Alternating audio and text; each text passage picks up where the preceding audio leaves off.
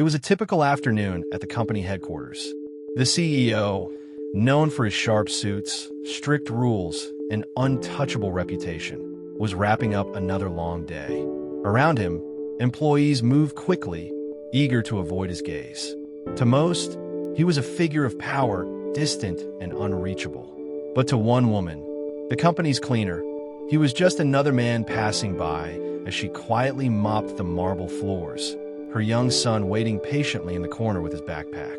To him, this was normal life. His mother working late, the polished halls gleaming, the big cars pulling up outside. He never imagined that on this day, those same halls and that shiny black car would pull him straight into a moment of truth, one that no one in the building could ever forget. The CEO adjusted his tie and made his way toward the gleaming black car, waiting just outside the entrance.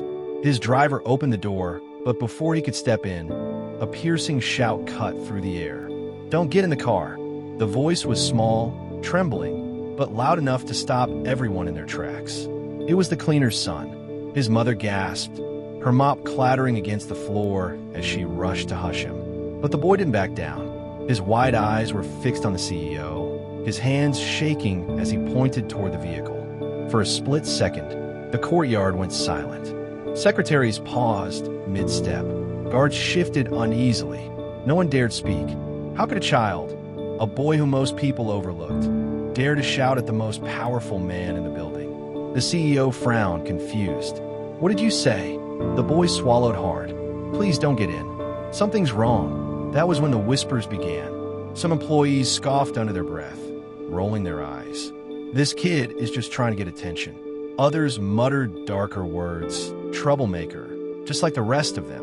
You could feel the tension thicken, the kind that always seems to surface when race lingers unspoken in the room. The cleaner grabbed her son by the arm, her voice cracking. "I'm so sorry, sir. He doesn't mean it. He's just tired, just a child." Her face burned with shame, knowing the dangerous line they were walking. A poor black cleaner and her son, standing against a man whose signature could end her job in seconds. But the boy wouldn't let go. He pulled free from his mother's grip, his voice rising, desperate now. "Please, you have to believe me." The CEO stared, torn between anger and curiosity. Around him, the atmosphere turned colder. Some employees exchanged smirks, expecting him to humiliate the boy.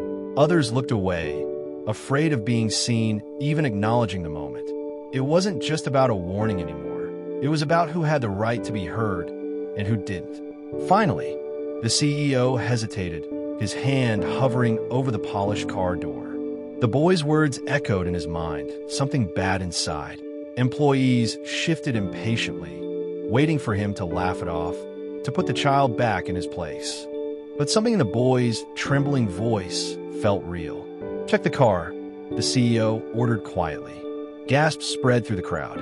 The driver looked nervous. The guards exchanged uneasy glances, but one moved forward and pulled open the back door. For a heartbeat, everything seemed normal. Smooth leather seats, the faint smell of cologne. And then, beneath the seat, he saw it. A small black device, wires snaking out. The guard froze. His voice cracked as he shouted, "Sir, step back." Chaos erupted. Employees stumbled backward.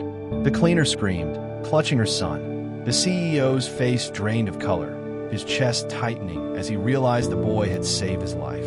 But the shock didn't silence the whispers. "Impossible! How would he know?" someone muttered.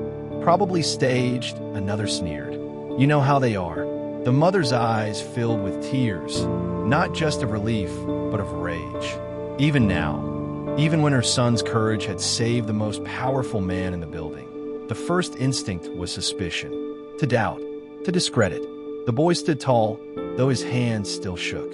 "I just saw someone earlier, near the car. They were hiding something." His voice cracked, but his bravery filled the silence. And for the first time, the CEO saw the truth, not just about the device, but about the world around him. The glances, the whispers, the way a child's warning had almost been ignored simply because of who he was. The car, the device, the fear, that was one kind of danger. But the deeper threat was the prejudice that nearly cost him his life. Everyone waited. What would the CEO do? Would he thank the boy or let silence bury the truth? The air was thick, trembling, as the CEO turned back toward the crowd. This was the moment that would define. The bomb squad arrived within minutes, confirming what the boy had said. The device was real, deadly. If the CEO had stepped inside that car, the story would have ended in tragedy. Reporters swarmed the building by nightfall, demanding answers. But what shocked the company most wasn't the device. It was the uncomfortable truth that played out before their eyes. That a child's voice, a black child's warning, was nearly dismissed as foolish, disruptive, unworthy of belief. The CEO stood before his employees the next morning. His usual stern tone was gone, replaced with something heavier. Yesterday, he began, a boy saved my life. A boy most of us never saw. And I'll be honest, I almost didn't listen. Not because of what he said, but because of who he was. His voice cracked. That should haunt every single one of us. The cleaner wept quietly in the back row, clutching her son's hand. For once, the eyes on them weren't dismissive. They were watching, listening. But outside that building, the story carried weight far beyond one CEO, one company, one narrow escape.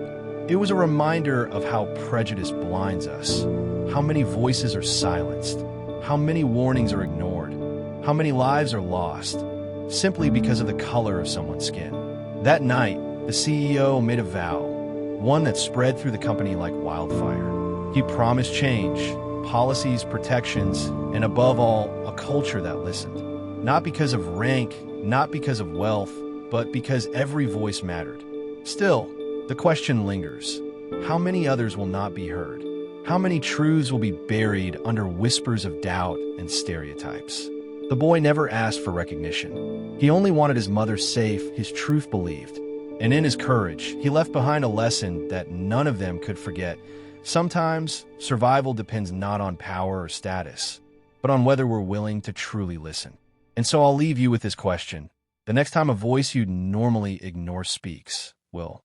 He was seconds away from stepping into his luxury car when a terrified little boy shouted, "Don't get in."